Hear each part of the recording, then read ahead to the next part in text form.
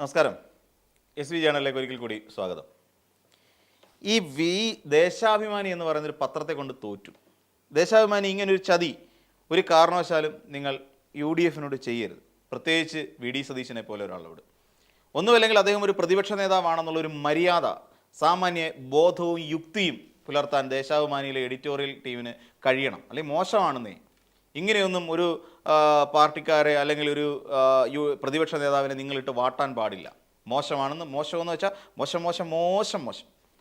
കാരണം എന്താണെന്ന് ചോദിച്ചു കഴിഞ്ഞാൽ, പാവപ്പെട്ട ആ VD സതീശൻ എന്ന് പറയുന്ന പ്രതിപക്ഷ നേതാവ് കേരളത്തിൻ്റെ വിവിധ ഭാഗങ്ങളിൽ നടന്ന് പലതരം നുണങ്ങൾ പറഞ്ഞുകൊണ്ട് നടക്കുന്നു. നമുക്കെല്ലാവർക്കും അറിയാം, കേരളത്തിലുള്ള 90% മുകളിലുള്ള ജനങ്ങൾക്കും അറിയാം സതീശൻ ചേട്ടൻ പറഞ്ഞുകൊണ്ട് നടക്കുന്ന എല്ലാം പച്ച നുണകളാണ്, കല്ല് വെച്ച നുണകളാണ് എന്നുള്ള കാര്യം അറിയാം.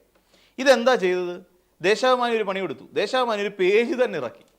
ആ പേജ് ഇറക്കിയിട്ട് അതിൽ ഇനി നുണകൾ ഞങ്ങൾക്ക് ഉൾക്കൊള്ളിക്കാൻ കഴിയുന്നില്ല എന്ന് പറയുന്ന പരിഹാസ രൂപേണയുള്ള ഒരു കാര്യം കൂടി കൊടുത്തു. ഒരു സ്വന്തമായിട്ടൊരു പത്രം കയ്യിലുണ്ട്, അതായത് 10 പേര് വായിക്കുന്നൊരു പത്രം കയ്യിലുണ്ടെന്ന് കരുതി ഇമാതിരി പണി കാണിക്കരുത്. അവരുടെ വീക്ഷണത്തിൽ വന്നിട്ടില്ല അങ്ങനെ ഒരു വാർത്ത. ഇവിടെ വേറൊരു പ്രശ്നമുണ്ട്. കഴിഞ്ഞ ദിവസം പ്രധാനപ്പെട്ട പത്രങ്ങളിലെല്ലാം, ഇംഗ്ലീഷിലും അതോടൊപ്പം തന്നെ മറ്റു പത്രങ്ങളിലെല്ലാം ഒരു വാർത്ത വന്നിരുന്നു. 1-ാം പേജ് കണ്ട് കേരളത്തിലുള്ളവർ ഞെട്ടിത്തെരിച്ചു പോയി. ദൈവമേ, വീണ്ടും പഴയ പോലെയൊക്കെ ആവുകയാണോ ഞങ്ങളെന്ന് പറഞ്ഞിട്ട്. 2-ാം പേജ് വായിച്ചപ്പോഴാണ് സത്യാവസ്ഥ നമുക്ക് മനസ്സിലായത്. അപ്പോൾ അവിടെ പറഞ്ഞിട്ടുണ്ട്, ഞങ്ങൾ അന്നത്തെ വാർത്തകൾ, വസ്തുനിഷ്ഠമായ വാർത്തകൾ ഉപയോഗിച്ചുകൊണ്ട് ഉണ്ടാക്കിയിരിക്കുന്ന ലേഔട്ടാണ് ഇത്. സാങ്കല്പികമായിട്ട് അന്നുണ്ടായ വാർത്തകളെല്ലാം ശേഖരിച്ച് വെച്ചുകൊണ്ട് അന്നെല്ലാം വലിയ വിവാദമായി. അത് കോടതി പോയാലും നിൽക്കാനുള്ള സാധ്യത കുറവാണ്. കാരണം എന്താണെന്ന് വെച്ച് കഴിഞ്ഞാൽ, കേസ് കൊടുത്താലും വലിയ കാര്യമൊന്നുമില്ല. അന്ന് പത്രങ്ങളിലൊക്കെ വന്ന വാർത്ത മാത്രം അവർ കൊളാഷ് ചെയ്ത് വെച്ചിരിക്കുന്നു എന്ന് മാത്രം. അതിനെ ഇന്നത്തെ വാർത്ത കൊണ്ട് നേരിട്ടിരിക്കുന്നു. UDF-കാർ കൊള്ളത്തില്ലെന്ന് പറഞ്ഞിട്ടില്ല, ഉമ്മൻചാണ്ടി കൊള്ളത്തില്ലെന്ന് പറഞ്ഞിട്ടില്ല, UDF-ന്റെ ഭരണകാലമാണെന്ന് പറഞ്ഞിട്ടില്ല, ഒന്നും പറഞ്ഞിട്ടില്ല. 10 വർഷത്തിന് മുമ്പ് കേരളത്തിലെ പ്രമുഖ പത്രങ്ങളിൽ വന്നിട്ടുള്ള വാർത്തകൾ ചേർത്ത് വെച്ചുകൊണ്ടുള്ള കൊളാഷ്, അത്രയും കണ്ടാൽ മതി. ഇന്നിപ്പോൾ ഇതേ പത്രം തന്നെ, അതായത് ദേശാഭിമാനി തന്നെ വീണ്ടും ഒരു പണിയും കൊണ്ടിറക്കുക. കനകോലു ഇവിടെ തലകുത്തി നിന്നിട്ട് പോലും ആ കനകോലുവിൻ്റെ എല്ലാ തന്ത്രങ്ങളെയും കാറ്റിൽ പറത്തിക്കൊണ്ടുള്ള ഒരു പുതിയൊരു ഒരു തരത്തിൽ പറഞ്ഞൊരു ഐഡിയ ആയിരുന്നു സത്യം പറഞ്ഞാൽ കഴിഞ്ഞ 10 വർഷവും ഇപ്പോഴും എന്നുള്ള നിലയിൽ കൊണ്ട് ആ ഒരു വാർത്ത അവതരിപ്പിച്ചത്. നല്ലൊരു പരസ്യമായിരുന്നു, എല്ലാവരും ശ്രദ്ധിച്ചു. പലരും കിട്ടാത്തവർ പത്രം മേടിച്ചു വെച്ച് വായിച്ച് നോക്കുകയും ചെയ്തു. പലരും ഞെട്ടിത്തെറിച്ചു പോയി ആദ്യത്തെ 1-ാം പേജ് കണ്ടപ്പോഴെന്നാണ് പറയുന്നത്. ഇതിപ്പോൾ അങ്ങനെയല്ല. സതീശൻ പറഞ്ഞ ചില നുണകൾ കോർത്തിണക്കിക്കൊണ്ട്, ആ നുണകൾ മാത്രം കോർത്തിണക്കിക്കൊണ്ട് ഒരു പേജൊക്കെ ഇറക്കാമെന്ന് പറഞ്ഞാൽ ദേശാഭിമാനി കുറച്ച് കടന്ന കൈ ആയി പോയില്ലേ എന്നുള്ളതാണ് കാര്യം. ഇതൊക്കെ ആൾക്കാർ കാണുന്നതല്ലേ, മോശമല്ലേ? VD സതീശനെ കുറിച്ച് ഇങ്ങനെയൊക്കെ ആൾക്കാർ ചിന്തിക്കില്ലേ? അതിൽ 1-ാമത്തെ പുനർജനി തട്ടിപ്പുമായി ബന്ധപ്പെട്ടുകൊണ്ട് ഒരെണ്ണം അവരെഴുതിയിട്ടുണ്ട്. അന്ന് അതായത് സതീശൻ പറഞ്ഞ കാര്യം, പറവൂരിലെ പുനർജനി പദ്ധതിയുടെ പേരിൽ വിദേശത്ത് നിന്ന് പണം പിരിച്ചിട്ടില്ല, വിജിലൻസ് അന്വേഷണം നടത്താം എന്നാണ് അന്ന് സതീശൻ പറഞ്ഞത്. എന്നാൽ അത് സത്യമല്ല എന്നാണ് ദേശാഭിമാനി പറയുന്നത്. ദേശാഭിമാനി പറയുന്ന വസ്തുത എന്താണെന്ന് വെച്ചാൽ, ബർമിംഗ്ഹാമിൽ പണം അഭ്യർത്ഥിക്കുന്നതിൻ്റെയും അതോടൊപ്പം വിദേശത്ത് നിന്ന് പണം പിരിച്ചെന്ന് പറവൂരിൽ വാർത്താ സമ്മേളനത്തിൽ പറയുന്നതിൻ്റെയും വീഡിയോകൾ പുറത്തു വന്നതോടുകൂടി സതീശൻ ആ പറഞ്ഞതൊരു വലിയ നുണയാണ് എന്ന് ജനത്തിന് ബോധ്യപ്പെട്ടു. 2-ാമത്തെ കാര്യം, ഇനി സംഘപരിവാർ ബന്ധം. നമുക്കറിയാം, പലപ്പോഴും VD സതീശൻ പറയുന്നത് പിണറായി വിജയൻ മുണ്ടെടുത്ത മോഡിയാണ് എന്നാണ് പറയുന്നത്. നരേന്ദ്രമോദി പാൻറ്റിടുമെങ്കിൽ ഇവിടെ മുണ്ടെടുത്തിട്ട് നിൽക്കുന്ന ഒരു നരേന്ദ്രമോദി എന്ന സംഘപരിവാർ ആശയങ്ങളോട് എക്കാലവും സന്ധി ചെയ്ത ഒരാൾ തന്നെയാണ് പിണറായി വിജയൻ എന്നുള്ളതാണ് പറയപ്പെടുന്നത്. എന്നാൽ നമുക്കറിയാം, കോൺഗ്രസ് പാർട്ടി ഇവിടുത്തെ ഈ പറയുന്ന സംഘപരിവാറിനോട് സന്ധി ചെയ്തതുപോലെ മറ്റൊരു പാർട്ടിയും സന്ധി ചെയ്തിട്ടുണ്ടാവില്ല എന്നുള്ള കാര്യം നമുക്കറിയാം. അത് തുടക്കം മുതൽ രാമക്ഷേത്ര നിർമ്മാണം മുതൽ ഇങ്ങോട്ട് നമ്മൾ എടുത്ത് ഓരോ കാര്യങ്ങൾ പരിശോധിച്ച് വരുമ്പോഴും രാജ്യത്ത് കോൺഗ്രസ് പാർട്ടി തന്നെയാണ് പലപ്പോഴും ഈ പറയുന്ന സംഘപരിവാറുമായി സന്ധി ചെയ്തിട്ടുള്ളത് എന്ന് നമുക്കെല്ലാവർക്കും അറിയാം. ഇതിൻ്റെ മറ്റൊരു യഥാർത്ഥ കാരണം, അതായത് അദ്ദേഹം പറയുന്നത് ഇങ്ങനെയാണ്: ഞാൻ ഗോൾവർക്കർക്ക് മുന്നിൽ കുനിഞ്ഞിട്ടില്ല, RSS പരിപാടിക്ക് പോയിട്ടില്ല, ഇനി പോവുകയുമില്ല എന്ന് തൻ്റെ ഇടത്തോടെ വിളിച്ചു പറഞ്ഞ ഒരു നേതാവാണ് VD സതീശൻ. ചുറ്റും കൂടിയിരുന്നവരൊക്കെ ഹർഷാരവം മുഴക്കി എന്നുള്ളതാണ്. എന്നാൽ വസ്തുത അതാണോ? പറവൂരിലെ മനക്കപ്പടി എന്ന് പറയുന്ന സ്കൂളിൽ RSS സ്ഥാപകനായിരുന്ന ഗോൾവർക്കറുടെ ജന്മശതാബ്ദി ആഘോഷത്തിൽ പങ്കെടുത്ത് ഗോൾവർക്കറുടെ ചിത്രത്തിന് മുന്നിൽ വിളക്ക് തെളിയിക്കുന്ന ചിത്രം പുറത്തു വന്നു എന്നുള്ള കാര്യം നമുക്കെല്ലാവർക്കും അറിയാം. 2001-2006 വർഷങ്ങളിൽ നിയമസഭാ തെരഞ്ഞെടുപ്പിൽ സതീശൻ RS സഹായം വാങ്ങിയതായി ഹിന്ദു ഐക്യവേദി വക്താവ് RV ബാബുവിൻ്റെ ബൈറ്റും പുറത്തു വന്നിട്ടുണ്ട്. അത് നമുക്കറിയാം. 2001-ലും 2006-ലും RSSന്റെ സഹായം തേടി എന്നുള്ളത് അവിടുത്തെ ഹിന്ദു ഐക്യവേദിയുടെ നേതാവ് RV ബാബുവിൻ്റെ ബൈറ്റ് പുറത്തു വന്നിട്ടുണ്ട്. അപ്പം സതീശൻ ആ പറഞ്ഞത് സത്യമോ കള്ളമോ? സതീശൻ്റെ അടുത്ത പെരുന്നുണ നമുക്ക് പറയേണ്ടി വരും. അടുത്ത തിണ്ണ നിരങ്ങൽ എന്ന് പറയുന്ന ഒരു സംഭവമാണ് പിന്നീട് ദേശാഭിമാനി അവതരിപ്പിച്ചിരിക്കുന്നത്. ഒരുപാടെണ്ണം ഉണ്ട്. കാര്യം ദേശാഭിമാനി തന്നെ പറയുന്നത് സതീഷിൻ്റെ നുണകളെല്ലാം കൂടെ ഉൾക്കൊള്ളിക്കാൻ പറ്റിയ ഒരു സ്പേസ്, പത്രം സ്പേസിൻ്റെതാണല്ലോ. അപ്പോൾ അവിടെ സ്പേസ് ഇല്ല, അതുകൊണ്ട് മാത്രമാണ് ഞങ്ങൾ കൂടുതലൊന്നും പറയാത്തതെന്നാണ് പറയുന്നത്. നമ്മൾ നോക്കിക്കോളൂ, 4 വോട്ടിന് വേണ്ടി ആരുടെയും നേതാക്കളുടെ തിണ്ണ നിരങ്ങരുത്, ആരുടെ സാമുദായിക നേതാക്കന്മാരുടെ. എന്നാൽ ഇതേ വി ഡി സതീശൻ തന്നെ ചങ്ങനാശ്ശേരിയിൽ NSS ആസ്ഥാനത്ത് ചെന്നിട്ട് 1.5 മണിക്കൂർ തിണ്ണയിലിരുന്ന് സഹായിക്കണമെന്ന് അഭ്യർത്ഥിച്ചു പോയയാളാണ് എന്ന് NSSൻ്റെ general secretary G. Sukumaran Nair വെളിപ്പെടുത്തിയിട്ടുണ്ട്. നമ്മളിപ്പോൾ കേട്ടതാണത്. അദ്ദേഹത്തിന് തിണ്ണയിൽ പോയിരുന്ന് നിരങ്ങിയിട്ടുണ്ട് എന്ന്. പിന്നീട് കാക്കനാട്ടെ സിറോ മലബാർ സഭ ആസ്ഥാനമായ മൗണ്ട് സെന്റ് തോമസിൽ സിനഡ് ചേരുന്നതിനിടെ ജനുവരി 7 രാത്രി, ഡേറ്റ് ഉൾപ്പെടെയാണ് നമ്മൾ പറയുന്നത്, ജനുവരി 7 രാത്രി 9 എത്തി 1.5 മണിക്കൂർ കൂടിക്കാഴ്ച നടത്തിയതായ വാർത്തകളും പുറത്തു വരുന്നുണ്ട്. അപ്പോൾ എന്നിട്ട് എന്താണ് അവിടെ സംഭവിച്ചതെന്ന് ചോദിച്ചു കഴിഞ്ഞാൽ, അവിടെ പൈലറ്റ് വാഹനങ്ങൾ ഒഴിവാക്കി ഔദ്യോഗിക വാഹനം ഒഴിവാക്കിയിട്ടാണ് പോയത് എന്നുള്ള കാര്യവും നമുക്കറിയാം. അന്ന് ഇക്കാര്യം മാധ്യമം ചോദിച്ചപ്പോൾ സതീശൻ എന്തുകൊണ്ടാണ് സ്വകാര്യ വാഹനത്തിൽ പോയത് എന്ന് ചോദിച്ചപ്പോൾ അതിന് പറഞ്ഞ മറുപടി എന്താ, അദ്ദേഹം യാത്ര ചെയ്യുന്ന സംസ്ഥാന സർക്കാരിൻ്റെ വണ്ടി, ഔദ്യോഗിക വാഹനം, പുള്ളി ക്യാബിനറ്റ് പദവിയുള്ള ആളാണല്ലോ, അദ്ദേഹത്തിൻ്റെ ഔദ്യോഗിക കേരള സ്റ്റേറ്റ് വാഹനത്തിൻ്റെ ഇനോവ ക്രിസ്റ്റ എന്ന് പറയുന്ന വാഹനത്തിൻ്റെ ടയറിനകത്ത് കാറ്റില്ലായിരുന്നു എന്ന് പറയുന്ന ഒരു വളരെ രസകരമായ ഒരു കാരണം പറഞ്ഞ്, അതുകൊണ്ട് എൻ്റെ വണ്ടിക്കകത്ത് കാറ്റില്ലാത്തതുകൊണ്ട് ഞാൻ വേറൊരു വണ്ടി എടുത്തിട്ട് പോയി എന്നാണ് പറഞ്ഞത്. മോശം മോശം മോശം, വീണ്ടും മോശം അല്ലേ? ആലോചിച്ച് നോക്കൂ. ഒരു കാറിന്, കേരളത്തിൻ്റെ നിരവധി ടയർ ഷോപ്പുകളുള്ള ഒരു നാടാണ് കേരളം. നിരവധി പെട്രോൾ പമ്പുകളുണ്ട്. ഇദ്ദേഹം പറയുന്ന ആ സ്ഥലത്തോട്ട് പോകുന്നത്, തിരുവനന്തപുരത്ത് നിന്ന് വാഹനം ഓടിച്ചിട്ടാണ് കാക്കനാടേക്ക് പോയതെങ്കിൽ എത്രയോ പെട്രോൾ പമ്പുകളുണ്ട്. കാക്കനാട് തന്നെ നോക്കിക്കഴിഞ്ഞാൽ എത്രയോ പെട്രോൾ പമ്പുകളുണ്ട്. അവിടെ പോയി കഴിഞ്ഞാൽ വണ്ടിക്കകത്ത് കാറ്റടിക്കാവുന്നതേ ഉള്ളൂ.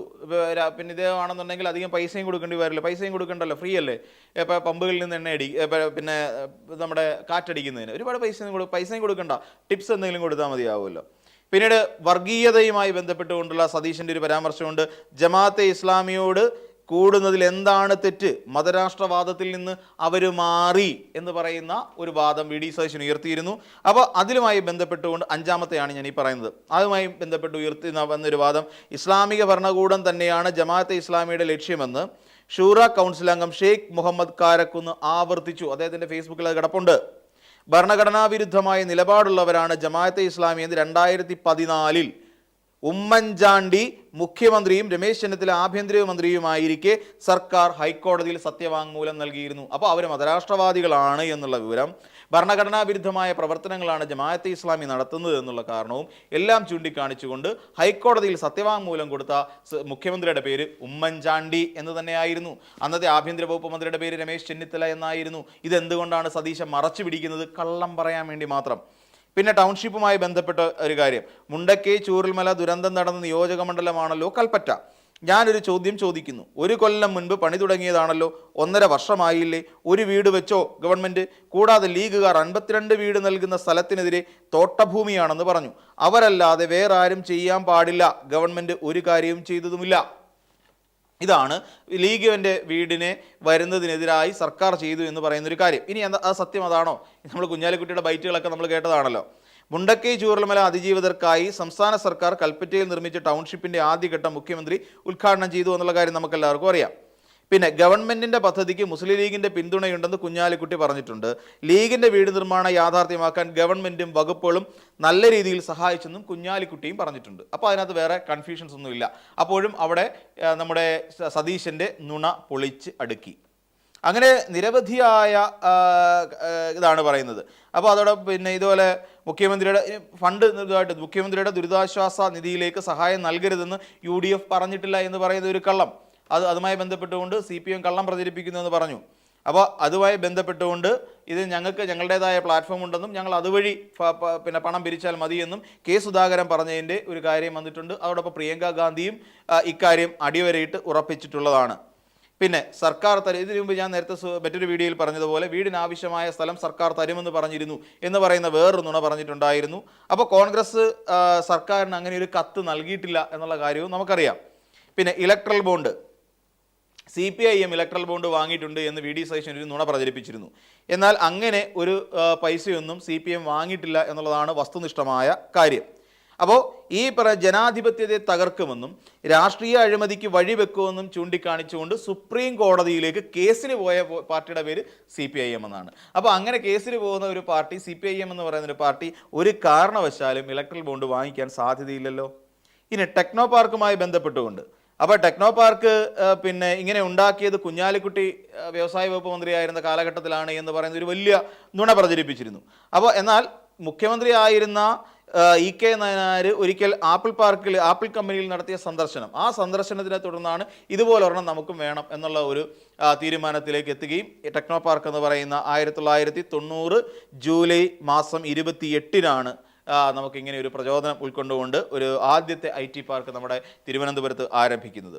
പിന്നെ എയർ സ്ട്രിപ്പുമായി ബന്ധപ്പെട്ടുകൊണ്ട് ഇടുക്കിയിൽ വിമാനം എല്ലാം ഇറങ്ങുന്ന എയർ സ്ട്രിപ്പ് ഉണ്ടാക്കും എന്നൊരു വാഗ്ദാനം അദ്ദേഹം നൽകിയിട്ടുണ്ടായിരുന്നു. എന്നാൽ ഇടുക്കി വണ്ടിപ്പെരിയാർ എയർ സ്ട്രിപ്പിൽ മാസങ്ങൾക്ക് മുൻപേ വിമാനമിറക്കി എന്നുള്ള കാര്യം നമുക്കെല്ലാവർക്കും അറിയാം. അപ്പോൾ പിന്നെ അതോടൊപ്പം തന്നെ അവിടെ ഈ പറയുന്ന എയർ സ്ട്രിപ്പ് കൊണ്ട് അവിടുത്തെ പ്രകൃതി ദുരന്തങ്ങൾ ഉണ്ടാവുകയാണെങ്കിൽ അവിടുത്തെ ജനങ്ങൾക്ക് ഏതൊക്കെ രീതിയിൽ അതിനെ സഹായകരമാക്കി മാറ്റാൻ സാധിക്കും എന്നത് സംബന്ധിച്ചും പിന്നെ നമ്മൾ പരീക്ഷണം നടത്തിയിരുന്നു എന്നുള്ള കാര്യം സതീശൻ തൽക്കാലം ഇത് ജനങ്ങളിൽ നിന്ന് മറച്ചു വയ്ക്കുന്നു. അപ്പം അതായത് UDFിൻ്റെ ഭരണകാലത്ത് പിന്നെ മറ്റൊന്ന് പാഠപുസ്തക വിതരണത്തിൽ 1 വർഷം മാത്രമേ വീഴ്ച പറ്റിയിട്ടുള്ളൂ എന്നാണ് പറയുന്നത്. എന്നാൽ 2011-16 UDF ഭരണത്തിൻ്റെ കീഴിൽ 13, 14, 15 വർഷങ്ങളിൽ പാഠപുസ്തക വിതരണം വൈകി എന്നുള്ളത് സംബന്ധിച്ച് വാർത്തകൾ പുറത്തു വന്നിട്ടുള്ളതാണ്. പിന്നെ എന്താണ് പറയുന്നത്, അടൂർ പ്രകാശിനെ ചോദ്യം ചെയ്ത് ഫോട്ടോയിൽ പോറ്റി ഒപ്പമുള്ളത് കൊണ്ടല്ല, പോറ്റി പിണറായി വിജയൻ്റെ കൂടെ നിൽക്കുന്നുണ്ടല്ലോ, അദ്ദേഹത്തെ കൂടി ചോദ്യം ചെയ്യണം. അതിൻ്റെ വസ്തുതയും നമ്മൾ പറഞ്ഞതാണ്. എന്താണ് അന്ന് സംഭവം നടന്നത്, പിന്നെ അന്നത്തെ എന്തായിരുന്നു മാധ്യമങ്ങളുടെ മുന്നിൽ വെച്ച് നടന്ന ഒരു പൊതുപരിപാടിയിൽ മുഖ്യമന്ത്രി പോകുന്ന വഴിയിൽ ഒരു വീഡിയോയ്ക്കുള്ളിൽ നിന്ന് കട്ട് ചെയ്തത് ചിത്രങ്ങളായിരുന്നു എന്നുള്ളതാണ് വാസ്തവം. പിന്നെ സിവിൽ സപ്ലൈസ് കോർപ്പറേഷൻ എല്ലാ സാധനങ്ങളും ഉമ്മൻചാണ്ടിയുടെ കാലഘട്ടത്തിൽ ഉണ്ടായിരുന്നു എന്ന് പറയുന്നൊരു കള്ളത്തരം പറഞ്ഞിട്ടുണ്ട്. അങ്ങനെ തുടങ്ങി നിരവധിയായ കള്ളങ്ങൾ. നമ്മളിപ്പോൾ ഈ പറയുന്ന പോലെ ഏറ്റവും ഒടുവിൽ പറഞ്ഞൊരു കള്ളം, UDF ഭരിച്ച 2011 മുതൽ 16 വരെയുള്ള കാലഘട്ടത്തിൽ ഇരുണ്ട യുഗമെന്ന് പറയപ്പെടുന്നു. എന്നാൽ വൈദ്യുതി ബോർഡ് ആ ഗവൺമെൻറ് ലാഭത്തിലാക്കി എന്നുള്ള ഒരു പുതിയ കള്ളം അദ്ദേഹം പടച്ചുവിട്ടിട്ടുണ്ട്. വൈദ്യുതി ബോർഡ് നഷ്ടം കുറയ്ക്കാൻ 6 മണിക്കൂർ വരെ ലോഡ് ഷെഡിങ് വേണമെന്ന് പറഞ്ഞ ഒരു വൈദ്യുത വകുപ്പ് മന്ത്രി ഉണ്ടായിരുന്നു. ആ വൈദ്യുത വകുപ്പ് മന്ത്രിയുടെ പേരാണ് ആര്യാടൻ മുഹമ്മദ്. ഇതൊക്കെ നമുക്കറിയാവുന്ന കാര്യമാണ്. അങ്ങനെ സതീശൻ പറഞ്ഞിട്ടുള്ള നുണകളും അതിൻ്റെ സത്യാവസ്ഥകളും കൂടെ ചേർത്ത് വെച്ചുകൊണ്ട് ദേശാഭിമാനി സതീശനെ എടുത്തിട്ട് അലക്കിയിട്ടുണ്ട്. കാര്യം ഇത് ജനങ്ങൾ മനസ്സിലാക്കണം. ജനങ്ങൾ ഈ കാര്യങ്ങളിൽ ബോധവാന്മാരാവണം. കാരണം ഈ പറയുന്നതൊക്കെ കള്ളം പ്രചരിപ്പിച്ചുകൊണ്ട് എങ്ങനെയെങ്കിലും പച്ച നുണ പ്രചരിപ്പിച്ചുകൊണ്ട് ഇതിനൊക്കെ എങ്ങനെ സതീശന് ഈ രീതിയിൽ നുണ പറയാൻ കഴിയുന്നു എന്നുള്ള കാര്യമാണ് മനസ്സിലാവാത്തത്. പച്ച നുണ പ്രചരിപ്പിച്ചുകൊണ്ട് ജനങ്ങളെ വഞ്ചിക്കാനുള്ള ശ്രമമാണ്. ഇപ്പോൾ വയനാട് മനോരമയുടെ തന്നെ പുതിയ വാർത്ത വന്നിട്ടുണ്ട്. വയനാട് ജനങ്ങളെ സത്യത്തിൽ UDF അല്ലെങ്കിൽ കോൺഗ്രസ് പാർട്ടി വഞ്ചിച്ചു എന്നുള്ള കാര്യം. അപ്പം ഇതെല്ലാം നമ്മൾ തിരിച്ചറിയേണ്ട കാര്യങ്ങൾ തന്നെയാണ്. ആ തിരിച്ചറിയുക തന്നെ വേണം എന്നുള്ളതാണ്. അപ്പോൾ മറ്റൊരു വീഡിയോയുമായി നമുക്ക് വീണ്ടും കാണാം.